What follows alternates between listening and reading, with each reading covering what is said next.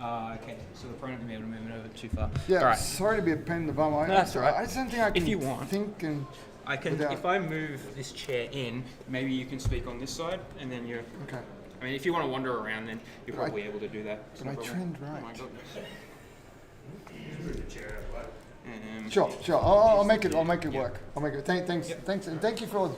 That's an amazing setup. You guys have put far too. I learned about it about 30 seconds before you did, so. Good. Well, we're all up to speed then. Yeah, I think you should be good to go. I'm going to quickly see if I can get Peter. Who's that idiot? Get him out of here. When are we allowed to start? Have I already started and this has been beamed to the world and my wife is laughing at me now?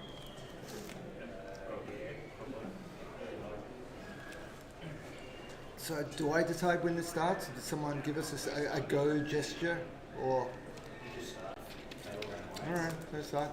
So, welcome to Disneyland 2024. Thank you very much for coming, guys. Who was here last year with us? Because I see lots of familiar faces. So we're about 50-50, cool. Who's already made some machining cricket kits? Nice. Who's in the wrong room? Nice. Good. You can't leave now. It'd be really embarrassing. Has it started and do I have control over this? So if you want to click play, you just... And it should just start rolling. Yep, so you should be good now. Okay, good. So these were the models I brought last... When we were rolling here, we are kind of rolling there. We're a bit... Looks like we're a little slow. Let's see if it goes full screen. Otherwise, I have to speak slow to keep up with this. You see, this works. Oh, airplanes. Yeah, still going to be a bit slow. Yes, I started off with airplane prong right from the beginning. And this is a series of models I was hoping to talk about. There's a series of kits, and I was very much inspired by my trip here last year. And we went over to the Canberra War Memorial, and we saw a bunch of really cool airplanes. This series of kits, there's 8 in total, different ones, and they are very much inspired by airplanes, despite it being a bipedal drone type of thing. So this particular one for my series, the one that goes on the cover, that black plastic, oh, that's a joy to work with. But it is really cool to paint on. So, you know, you always get your 50-50 with it. For my series, I tried to keep them like they're toys, they're fake, they're science fiction, but I kept the thing in mind of working with somewhat real world and advanced parameters for the paintwork. So things like using a oxide red primer to start the paintwork, and using colors that kind of complement it as well. Like, I'm not sure if you're able to see the details, but for those of you who've worked with Hasegawa before, you know that their engineers just love putting seam lines into stuff. So I've worked with using the mahogany thicker paint, the surfacer, to fill up the seam lines on them. Recently, one of the big fashion trends in scale modeling is to put a mottling effect on your finishes. So I've worked with Andrew, welcome. Hello. How did they keep that seat for you? Wow, that's the seat you had last year.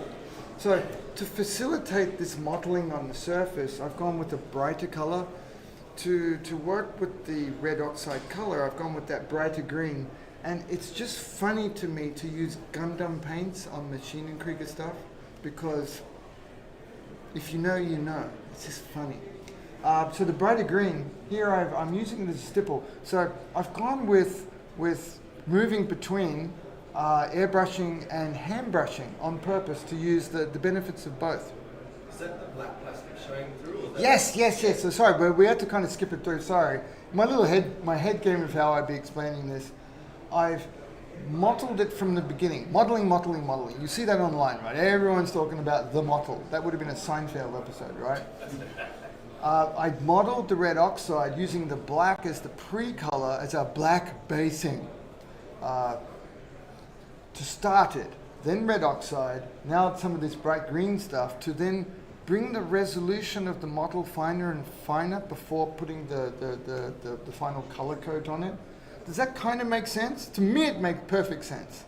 But I understand getting that across to people might be a bit of a challenge. And So they're all lacquers, are they? these are all lacquers. You could experiment with these. We've got a mate of mine who does them with inks. They can work, but I like lacquers for this process of things because lacquer has a way of solidifying down and is durable through subsequent steps that we can put across it, like the abrasion and so on. And for example, we don't have to wait time between them. If you do it with acrylics, you've got to wait before you spray lacquers on them. Any of you have tried that would know that it can be a bit of a fail. But if we use a full lacquer process from the bottom to the top layers until getting up to weathering, you can layer them really well. That kind of makes sense. The layering of them works really well. So here, despite it being a hand brush in between, I've gone physical, airbrush, paintbrush, back to the airbrush. And that then puts a smoothing layer in effect over that hand brushing effect, which then we can bring out in subsequent abrasion steps. Sorry if I'm a little bit rambly. It's quite an involved technical process. That was one of the things I really wanted to get into with the Hun series, because this is technically the most advanced AI unit in this little series of models. So I've gone with a very advanced paint kind of scheme with them. It's something I've borrowed from airplane modeling and other areas of modeling to try to bring that into sci-fi as well. So here, the smoothing effect of the airbrush. I've tried to speed this up for you, but I think it's actually playing a little bit low. And this was that photo that I showed you. It's based on the Sea Fury that's on display at the War Memorial. And it's just a beautiful base color. So I wanted to get that involved here. Now work a bit faster, Link, you got to keep up. So you can see that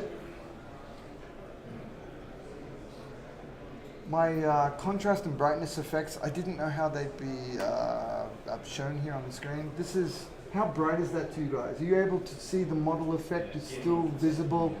Yeah, so this is another thing, one of the cool things about lacquer paints, particularly like Mr. Color, is that depending on your dilution, look at that, that's nice. Depending on your depending on your dilution, you can keep a translucent effect going. That is a little bit more difficult with your acrylic paints like Tamiya acrylics and like Vallejo acrylics and so on. They tend to have a much higher level of opacity, if you know what I mean. Again, I've flicked back with this one to keep it organic by keeping the outline of the camouflage pattern. That's not me, I swear. For some reason, I thought Mexican was going to be a really good choice for lunch, but no, that's not panned out. So, keeping it organic, there's something, just it's a personal preference of mine. I like how organic curves look in camouflage because of the natural ergonomics of the human body.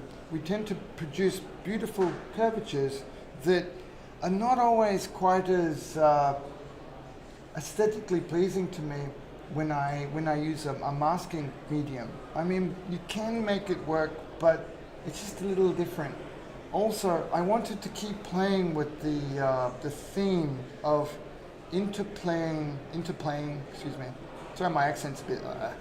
Interplaying the nuances of hand brush and airbrush together into one finish, because I think it produces the most beautiful kind of outcome because of how do you say it? Because you're getting the best of both worlds if you're careful and judicious with the use of each medium. Does that kind of make sense? Plus, I like showing off that I can sloppy hand job this. Everybody just woke up, and the internet just struck me one. So that's about what you can get. It is a little bit tedious, but you do get some good hand-on-target skills. Then to complement that, I've then airbrushed the top part of it. So the camouflage drip pattern is on the lower half, and then I'm airbrushing the same color, and you can see that the apparent color through the airbrush, it looks different, doesn't it? The color expresses itself differently. And it's largely because of the it's the dilution, the green color coming up through, so you get a different visual effect on how you're looking at it. Plus, again, by working with lacquer paints here, we've got that added benefit that the airbrushing acts as a smoothing layer. So these areas where there's a little bit of a step has built up because of that the thicker paint between the green and the grey. The airbrush actually does smooth that, and it, whilst wet, it reactivates that other layer and helps them to then form back together, if that makes sense. So despite how the processes look different, this process, the airbrushing, it then brings them all back together again. And so you end up with a surface that looks airbrushed, but it also looks not airbrushed. Do you know what I mean? It's this really nice happy medium between them. It's not something I want to fully sell you on, but if you'd like to experiment with it, I do think it's quite a beautiful, interesting thing. Being a little bit more traditional now, I'd had enough of playing around with the lacquers, and I wanted to prove, I like water too. So I've gone with, before any oils or any other processes, I went, okay, chipping first this time. This dude, this robot, it's meant to be a space interceptor thing, so you can imagine they'd have them zooming around lunar orbit to protect their bases. So I imagine they would be impacting stuff head on. So I've tried to chip it that way.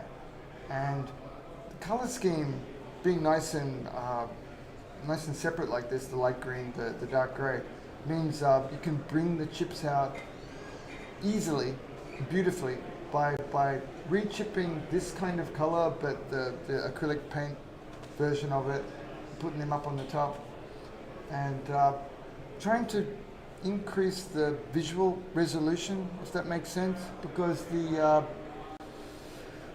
we've become accustomed to looking at models that have a certain amount of visual detail, if that makes sense. They look interesting to us. Our brain looks at it and goes, that's cool, that's realistic, because it's got chips.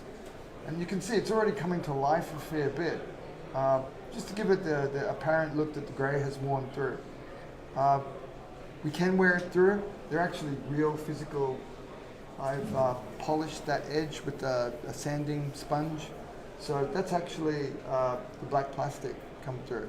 And I know that's a no-no. I know you're not supposed to, but I giggle when that happens. I'm like, people won't know I did that until I tell them on stage and in front of the internet.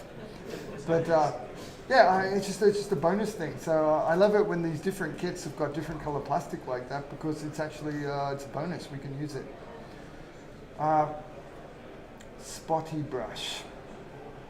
So I've gone with the different layers. You've got your spongering and pointy brush chipping.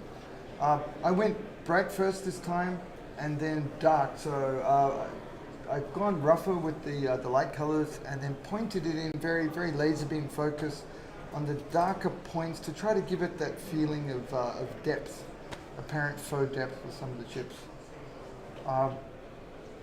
In each of the models too, I experimented by changing around the 3, 2, 1. We're in a different room. I don't know what's happened there. You should have been treated to a gallery there, but I'm sorry, we've skipped it. I'll be putting parts of these videos onto my YouTube channel as well. Who's subscribed to my YouTube? Hey, thank you. Wow. My work here is done. I do apologize too for not being super active with the YouTube. Just getting everything happening, making the books, doing everything. It's been a lot. So sorry, we've skipped ahead. In my video that I've made, I wasn't this far ahead. This is the Kit Club. It's on my table, sorry. And the other one too, the finished Schwarzerhund, purple-faced guy. He's on my table too. Where are we? I'm far end over there. So you can come and see them, they're finished. This one's Kit Club. Again, I red oxide start. This one, being fully made by somebody else, gives you an opportunity because when the kit's already made, you can't pull it apart to put it on sticks, which is a blessing and a curse. You can do both. Having the kit fully available to put onto sticks, your mind goes there and you think, okay, this will be easy, but it's not always the best way to paint a model. So having that choice taken away from you actually makes your brain kind of switch on a little bit and go, okay, how can I do this? And you figure out that you can actually paint them, even with an airbrush and paintbrushing, fully assembled. That's one of the things I quite like about this series, because everything's accessible. So this one, I've oxide redded the full thing, and here I am just painting in the shadow effects into the shoulder superstructure, and all the parts that you're not supposed to upskirt and look at the model on. Delayed giggle. And thank you. I'm here all week. Try the veal. So good stuff. So put the dark areas in.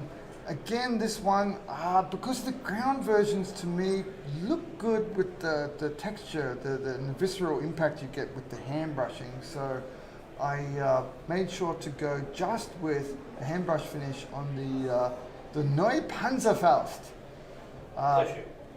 Say again? Pleasure. Thank you. I've had German mates try to teach me, say, tell me how to say it properly, and they say it, and I'm like, yeah, I'm not even close. They did tell me a funny word though. They said, you're sounding like a proper weeaboo. So you've heard of weeaboo, the weeb thing? So weebs are people who love Japanese stuff, and having grown up in Japan, I didn't know I was one of them until I came back to Australia, and they go, oh, you're a weeb. And no, I just grew up there. Apparently, the Germans also have a word for it as well, the Wehraboo. It's the slightly different one. It's the people who like I think it's like Wehrmacht, Wehraboo. So that's the thing.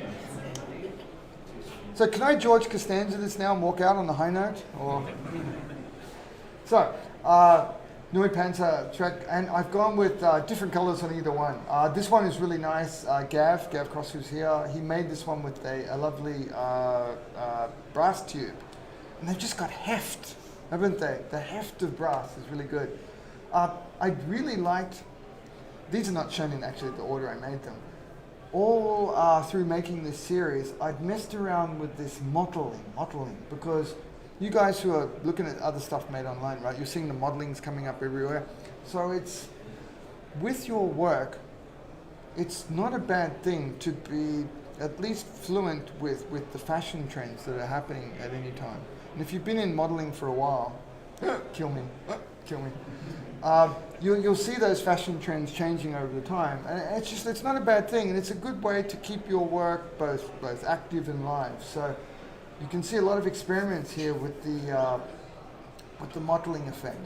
So it's really easy to do as well. It's just a manky brush, and we've all got loads of them, and it's purely on how much you load it up, and you need it to be like 33% wet, I guess, just enough for it to carry slightly like drops of paint, but enough that it's not a flowing thing, so that when it's matted to the surface, you can build up this beautiful texture that almost looks like a way between a camouflage pattern application and a kind of visceral, weathered, damaged surface, all with just 1 to 2 applications of paint.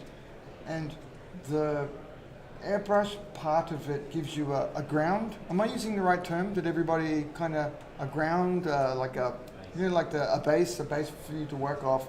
So it will reactivate, and that's okay. That's a feature, not a mistake, and it will help to accentuate, darken, change the tones you're putting across the top.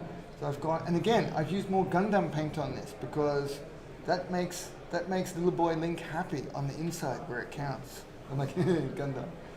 So, and they just have these really nice paints that I've had in my my collection for ages, and I'm just really keen to use them. And they're available, right? You can buy them here in Australia. Yeah. So, I think we're batting about 75% speed here. I'm not sure why it's slow. I'm not sure how I can speed this up. Anyone? Dude, sorry. I'll see what I can do. I think it's. Sure. Well, is there a way I can like skip it along a bit? Yeah. Sorry, man. We can. No, it's all right. It's just like that. Okay. Yeah. So you can just click and drag this along as you want. Cool. You're right if I let you do that? Is the mouse? It is attached. Look at that. Yeah. So these are all the different places we can access. As I was babbling before, the even being fully assembled. It's one of the good things about being handy with a brush. I highly recommend it because you can reach places that otherwise would have been challenging. Now this one, I just want to suggest that. Good. I've not done the chipping first of all because the surface already looks kind of pre-chipped. So I've gone the opposite way and gone with oil paints first. Oil paint brands. Questions come up all the time, and I think they're all reasonable. Oil paint is one of the things that they can't really improve. Oil paints have been really good and made for when? Like at least 200 years. They've probably not changed, right? The last 200-ish? Yeah. Sorry to put you on the spot, man, but I just knew. If anyone knew. So, since the Renaissance. At least 500. Right? It's The only difference is we put them into the toothpaste tubes, right? It's the only difference, we put them into the tubes. Now, one of the things you can do, and one of the things that's not talked about by, I'm not saying the Spanish people, I'm not. They never talk about is you can mix them with Japanese paints, and one of the best ones to use, and I'm sorry to my US friends who are listening to this, because I know you'll tell me, but I can't get them here. And it's like, you can get everything there with money. Come on. Is the Tamiya XF enamel paint series mixed beautifully with oil paints, and you're getting the best of both worlds really, because you're getting a faster drying, flatter pigment that will mix with your oil paints well, and depending on how much you mix them down, you can use them for the filtering, which just means thin paint, or heavier washes. So this one I've gone for a heavy-handed filter. I know they always tell you that they try to sell the filter as a very thin, but I like to amp it up a bit because, ain't nobody got time for that. So I like to have it a bit heavier handed. And that's this one. And it's just classic. It's Tamiya brown and burnt umber oil paint. It's pretty useful for your kit. It'll look good on almost any kind of model surface. And but especially I thought it would be pretty cool for this desert-based one. One caveat though, Tamiya enamel paints never cure. I can't find a way or a time period, having left them for, that they'll cure. Who used Humbrol or still uses Humbrol? I mean, I do. Yeah. Humbrol's awesome because they cure. And once the ones that do cure, I know there's horror stories. Gloss black, anyone? Gloss black will sometimes not cure. But Humbrol's will cure and they're bomb-proof. You can put enamel thinner over them usually 24 to 48 hours later.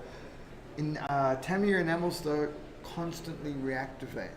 So Tamiya somehow puts chemical wizardry into all of their paints. Their so-called acrylics, their so-called enamels, never really cure. So one caveat is that yes, you will need a clear coat if you're going to put other heavier enamel type washes on them, because they will activate. Look at that. How is that brown on the pink and blue? That was nice. I really like this one. This was, isn't it funny too? Some of your finishes, this one was probably, the cleaning. Yes, the cleaning. This is one of the finishes that was probably less thought through than the others. It was very much just roll along seat of the pants.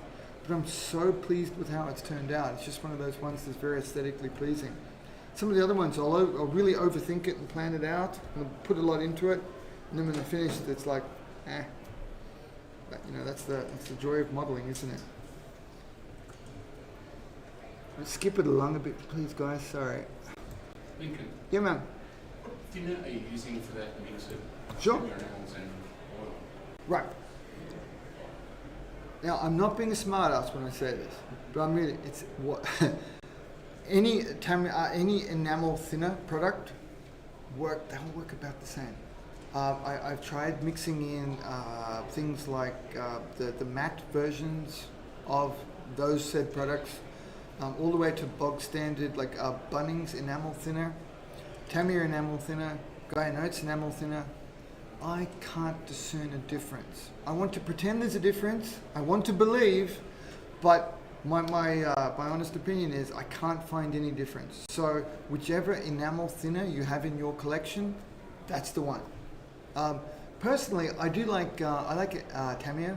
I like the blue cap. There's something about those Tamiya bottles that makes me happy.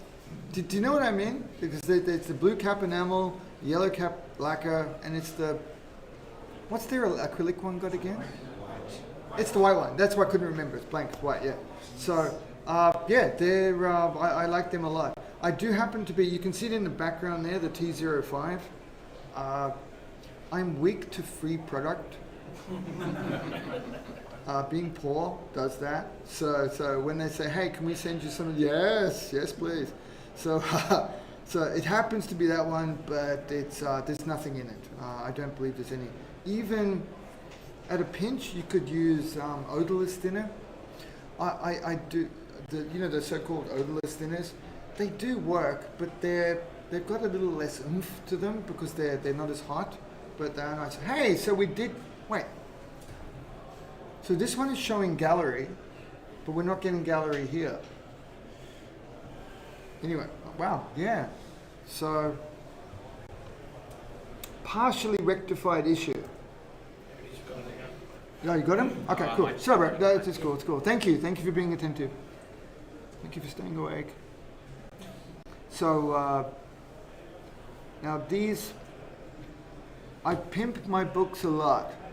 Are you all aware that this is on a book coming? Hey, this is a book coming. So,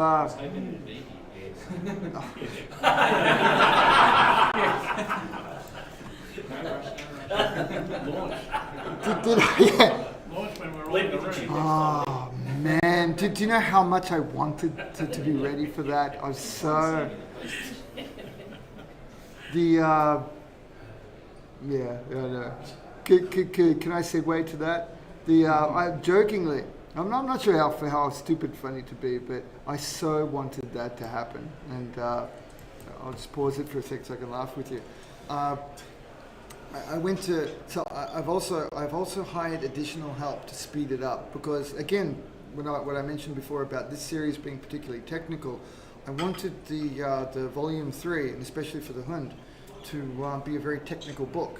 So almost, actually even more technical than the FAQ book because it goes into more depth on every single model. The FAQ was moved over some of the models a little bit more quickly, but again, that was not really fully in my control because it's done by another publisher. So by way of apology though, it took longer, it's taking longer to put together. I've actually finished version 1. But it's the page weight's too much, so I'm going to whilst we're reducing it, I'll be able to I'll offer you digital extensions to each of the chapters because I made so much stuff for them because they're so involved. So it's bigger than the volumes thus far, and so it's taken a little bit more time. But I've been working 7 days for the last. Are we 2026 by now? So yeah, it feels like it. So I don't know. I'm just really sorry I wasn't able to get that one for you. So my bad for making it so awesome. What's that? Have you guys seen that movie? What is it? Napoleon Dynamite? Yeah. I had that moment. I'm just thinking it's because it's awesome. I spent 3 hours on the upper lip. So yeah. So that's what it is. The other joke I want to share with you is. it was only supposed to be 6 models. When I started, there were only 6 available to me. Since starting the series, a 7th was gifted to me, and once I started pitching Yokoyama-san, we okay? Once I started pitching Yokoyama-san on the idea, he was like, "That's great. Hey, we've got another one for you." So Masking Ball came out this year, so I had to add another one to it. But I'm very happy for the opportunity because I think the Masking Ball actually is my most beautiful technical finish. So, you know, it is what it is. But again, I am very sorry that I haven't got this ready for you today. Wouldn't it have been cool to have it launched today? So next year, I will have the next launch. I will have the launch ready for it. Peter, are we still good for time? He's not looking at me, so that means yes. 17 more minutes. Okay. So, for the next one, which I have got some more help with, that one will be ready for the launch here, as well as, and for this one as well, I'll have second edition of the first one with 2 more models in it. I've been busy. Good busy. Genius busy. The Altair. This one might be my personal favorite. I like the simplicity of the finish. It just feels very sci-fi to me.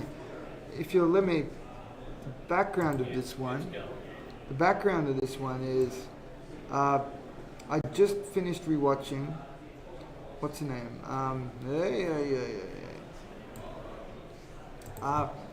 My idea was Kubrick's version of Apollo 17. So I really liked the NASA paintwork, iconography of the 70s missions. And the Altair comes in this beautiful, just slightly off-white color. I thought it was just beautiful to do. Did the NASA Apollo shots come up?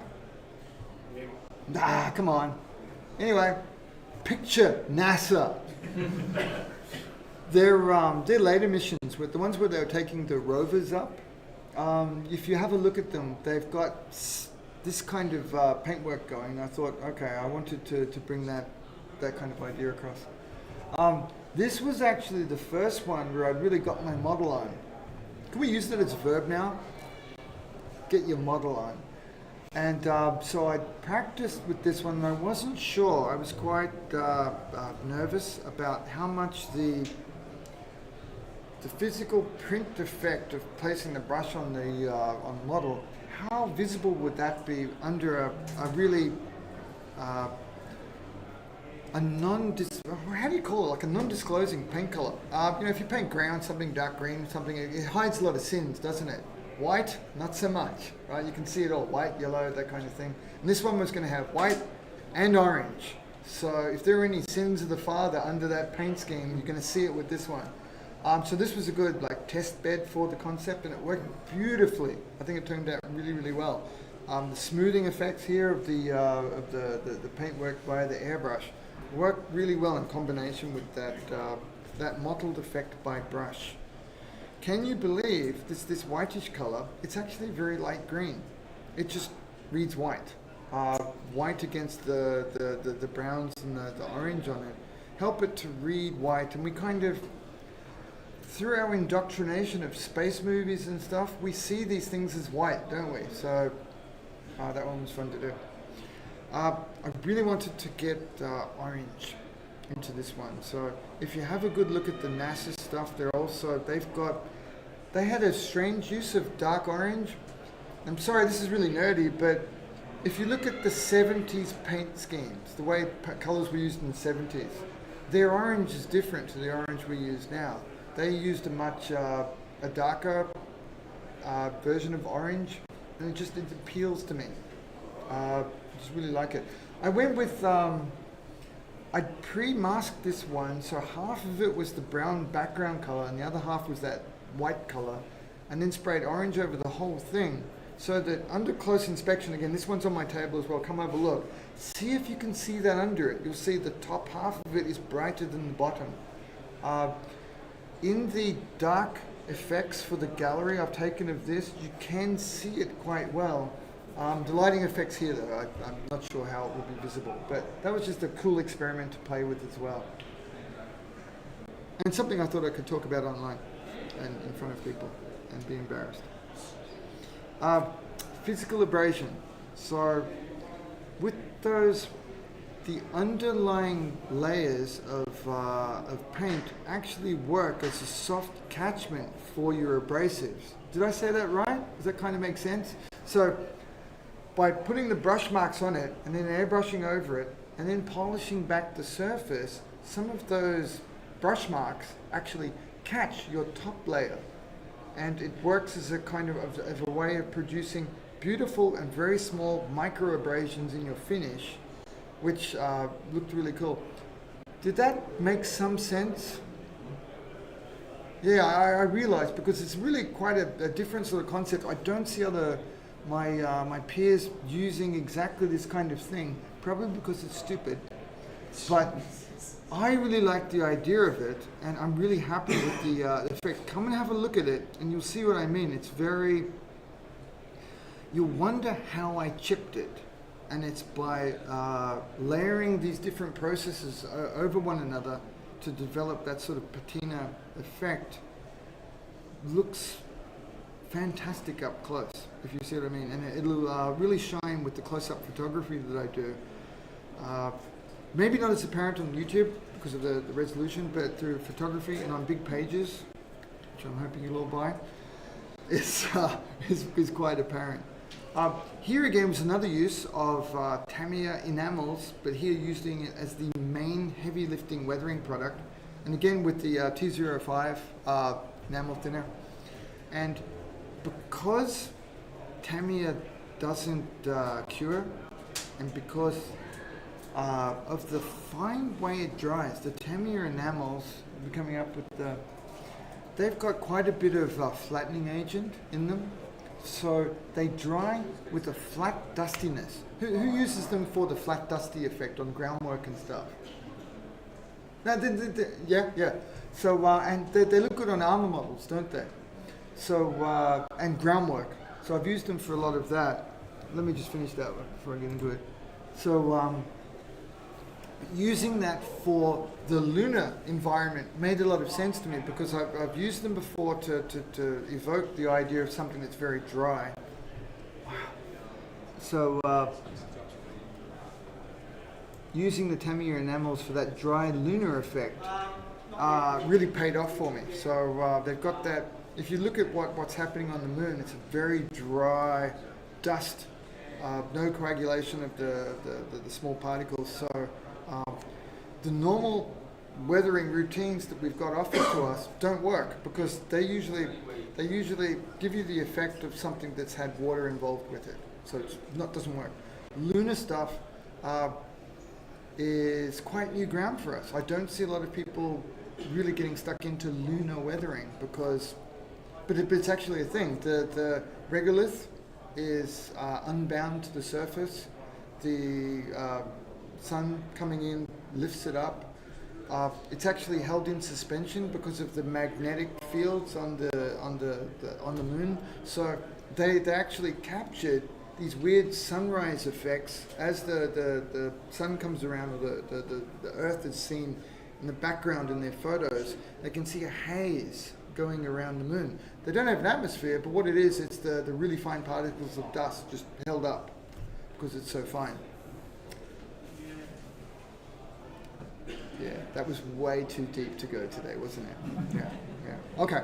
But anyway, I thought through those things and I tried to make them apparent on the models and look with the the main effect of trying to make them look cool. So that's the other part of it. I think through it on one hand, on the other hand, I'm trying to make it cool.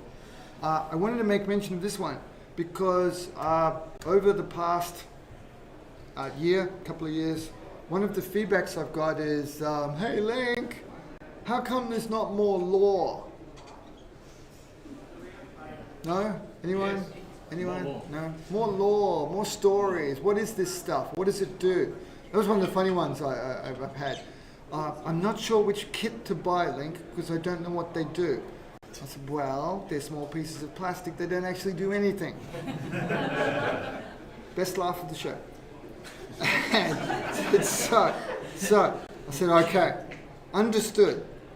And it was actually quite liberating because I thought, okay, I don't have to tell you any more stories about my pathetic life. I can talk about the pathetic robots. So I've switched over. Each chapter in this one focuses on the backstory, is what each of these hund are, why it got to this stage in development, and a part of it is the particular one I've shown, the paint job, its backstory, what its unit is, and I've meshed these in with the paint cards, because I'm not sure who's familiar with my background. My first job with the machining cricket property was writing the backstories in English and Japanese.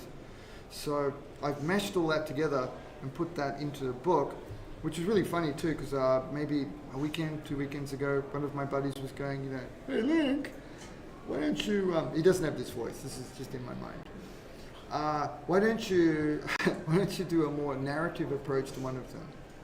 Here, look at this. So I've given him a couple of these chapters to proof, and he's like, wow, that's really good. We don't really have access to this. So this will be the first of the series of books that goes into quite a bit of depth with the law. If you want to know Grosser stuff, this is the one. We okay for time, or am I? You got about. Well, 5 minutes. I've got as long until the other dude shows up. Normally you got 6 minutes left. Okay. So this was the last one. So this was the one that Yokoyama Sensei produced at the last minute and said, hey, we've got one more for you. I was like, oh, great. Number 8. All of the effects that I'd experimented with and put together for the previous 7 hund then got to be regurgitated onto this dude. So he's long suffering. Again with the ground, but it was a ground version with more airbrushing. So I've gone red oxide, dark grey. I've gone with this beautiful light blue application first. So I've really honed in on this one. I'm pretty happy with how this worked. I haven't brought this one today. This one's got a complex base that I was looking to attach it to, and I thought I'll bring it next year for you to have a look. So here I was leaving a lot of the red oxide there, apparent on the edges. That worked out quite well. More Gundam paint here, just for a giggle. Gundam red. Gundam red is very nice, and it's quite close to, you guys know RLM red? Oh boy, it's close. So I've gone there. Again, highly airbrush finish with hand brush mixed in produces a really good effect. So if you do that for one of your models for the exhibition, the competition, please come and show me if you like what it's doing. We'll do one this way, and then one behind. Oh, so I'm talking about this and that's happening. Okay. One of the good things you can do also is, this is a good opportunity to check and fix your seam lines, because once that dries, if your seam lines are still apparent, you can buff them at that time. You can keep going Okay. a little bit longer if you want. I think there's the next presentation after this is at 1. Oh, okay. If you wanna take it for 5, 10 This one minutes. doesn't have too much more, and I'll try to speed through it for you guys. So, but again, the light blue here was nice to airbrush over the top and produce a solid base coat to then put a camouflage pattern over the top. I've gone with a similar size brush again. And this one's more for, who makes Luftwaffe planes? Anyone? We all have, right? I love those camouflage patterns, so I was like, yoink. I really wanted to put one of them and, extrapolate it to one of these guys into the bipedal form, because it just seems interesting to see one horizontal airplane type thing put onto the standing robot. And I've used more or less the modeling type approach. So the camouflage is both a color move and a model effect at the same time. And I've gone with the paintbrush first to demarcate where it starts, the bottommost line of the camouflage. And then, like on the purple face one, Switzerland, I've airbrushed into the top to thicken it up. And you can see how it changes so much. Can I just zoom across? I want to see what everyone else sees. That looks pretty good. So on my side it's very glary, but you're actually getting a pretty good view. Right. Mankey brush.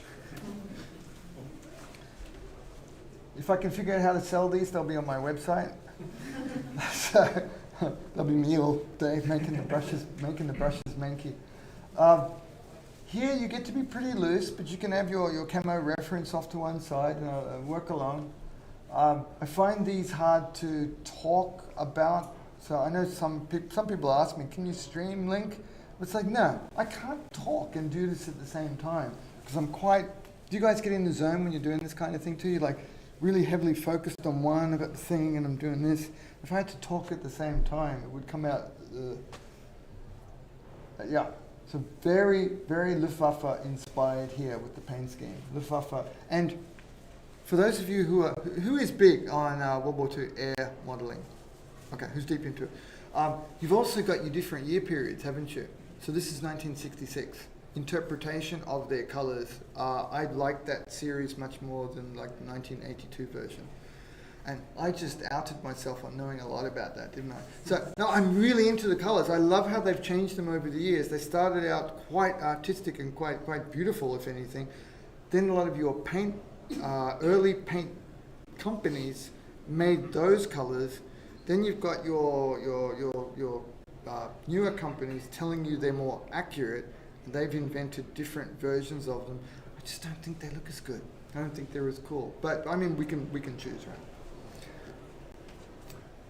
Wrap up? Okay. So, and then I did a bunch of other stuff. So I've airbrushed over it to do the smoothing. This is one of I can say this one is different in that I've let the airbrush step out more from the camouflage pattern to get that. I'm sorry I use a Japanese word here. I don't know.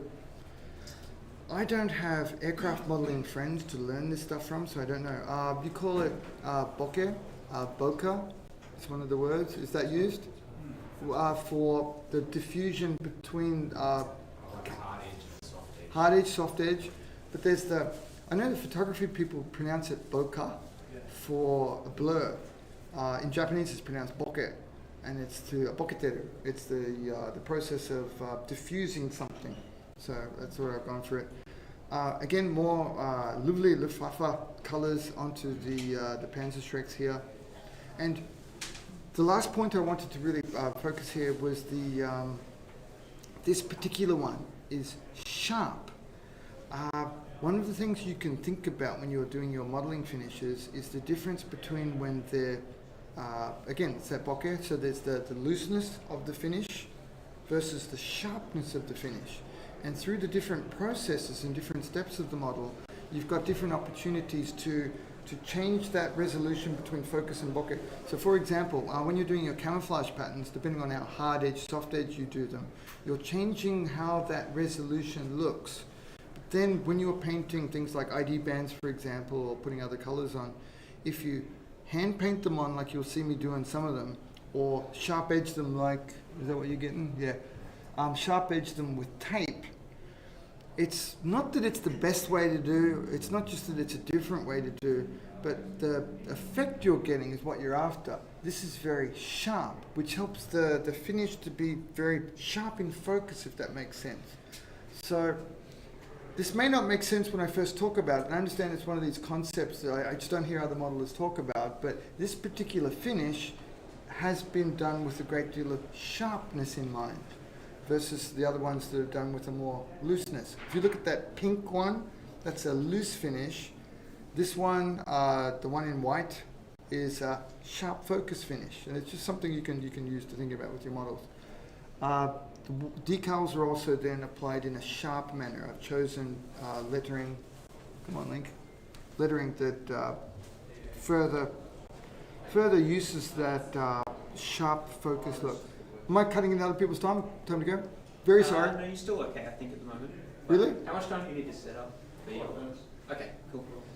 I'm almost, I've just been very, very sorry. Sorry to, okay.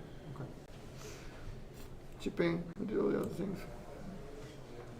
Okay, we can come talk about this, and again, like I said, there'll be very nosebleed deep versions of this up on my Patreon, and I'll put some shorter versions like this onto YouTube for you to enjoy.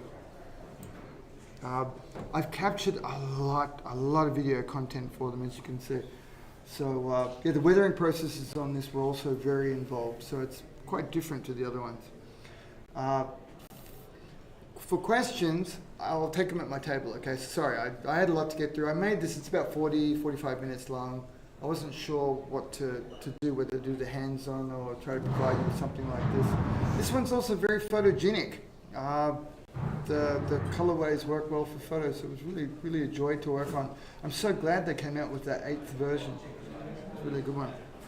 So you'll be able to see more of this. I just wanted to say to paintonplastic.com. You can go there, and all of my stuff is kind of attached from there. Thank you very much. And sorry to go long, guys. Very sorry. Guys, just as you're leaving, just be aware that on the bench guys are doing their podcast at the moment, so just be quiet when you... No, totally muck them. This is an opportunity to go, oh, Link's show was great. Oh, let's get it. That would be funny. No, thank you very much, guys. Thank you. Maybe you answered this before I But- came in. Wait, do I need to grab anything before getting out, or I just need to bail? Really sorry for being over. No, sorry.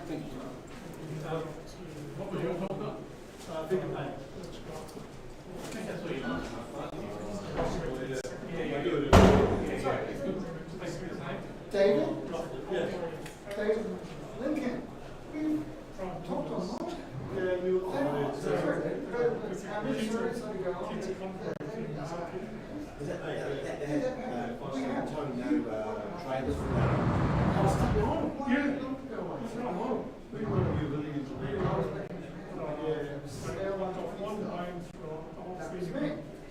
Sorry, what?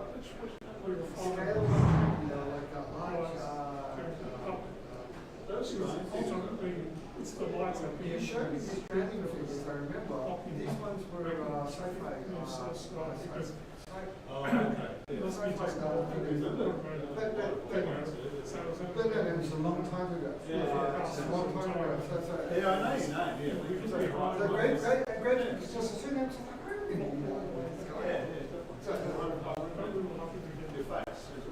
So these plumbers. I can't escape that one. Are you still packing up, or? That's what I'm not sure what I need else to bring. I don't Are you packed up, or? I think so. So I just had none of that is me.